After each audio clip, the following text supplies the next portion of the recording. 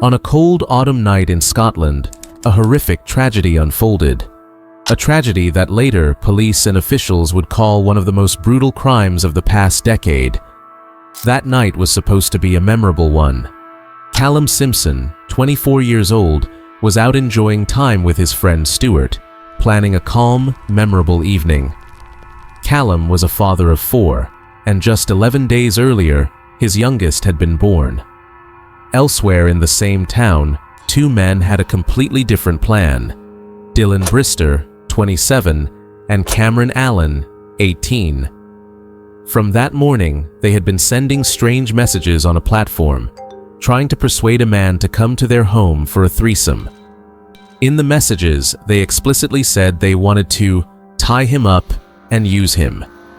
An unknown young man started talking to Dylan and Cameron. He decided to go to their home.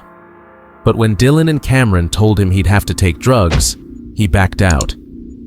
That escape was later called by the judge a narrow escape, a rescue that Callum Simpson did not get.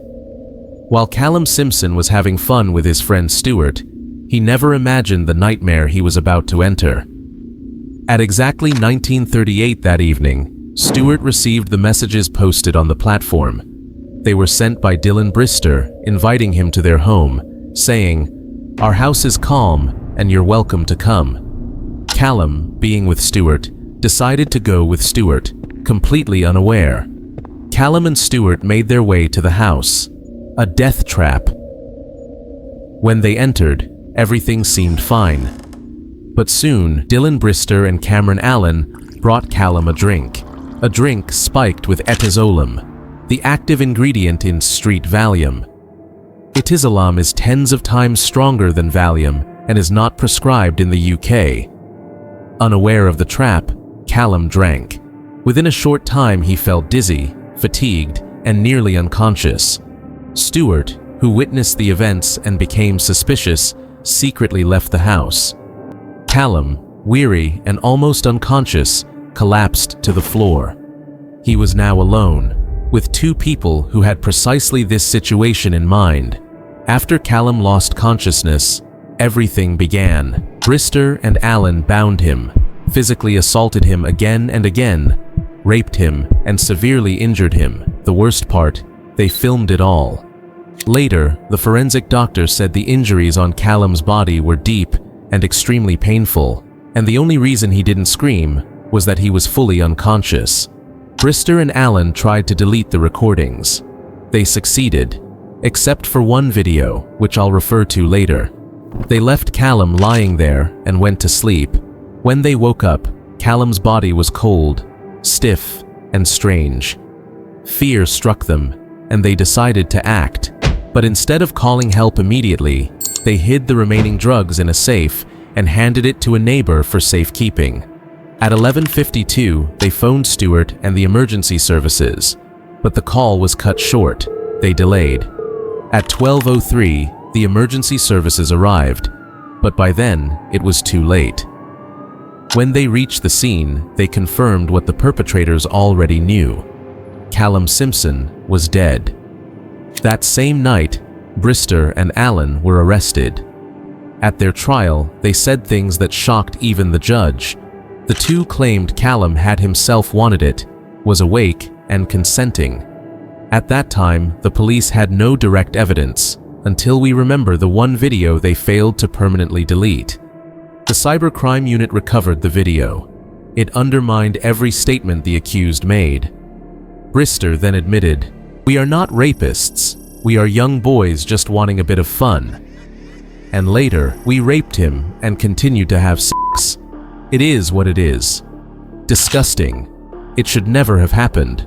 Allen, meanwhile, gave contradictory lies. Even a forensic psychologist described his statements as improbable, self-pitying, and fantastical. In July 2024, at the High Court in Edinburgh, the jury found both men guilty of rape, sexual assault, and murder. Before the murder and the crime itself, Brister and Allen had recorded several strange clips on TikTok. Brister, under the influence of drugs, was singing a song for Allen.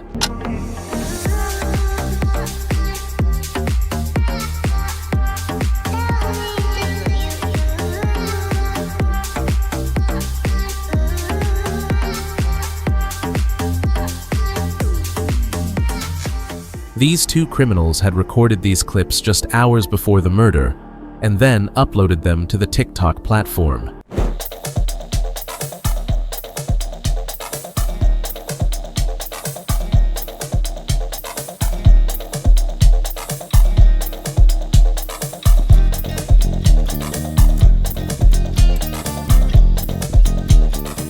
Callum's partner, Bobby Cowan, after seeing these videos said, "It's terrifying. They are so close to the time when it happened." Moira Orr, head of homicide at the Crown Office and Procurator Fiscal Service, said, "The depraved and predatory actions of Dylan Brister and Cameron Allen have robbed a family of their loving son, father, partner, nephew, and grandson. They showed a blatant disregard for their victim's safety and life by spiking his drink with drugs before subjecting him to the most harrowing sexual abuse. We have worked hard to deliver justice for Callum Simpson and his family, who continue to deal with the devastation and trauma of losing their loved one." Both men were convicted and sentenced. Dylan Brister was given life imprisonment with a minimum term of 23 years, alongside previous convictions and 2 assaults on police officers. Cameron Allen was given life imprisonment with a minimum term of 19 years, considering his younger age and lack of previous record. Both names will remain on the sex offenders register indefinitely.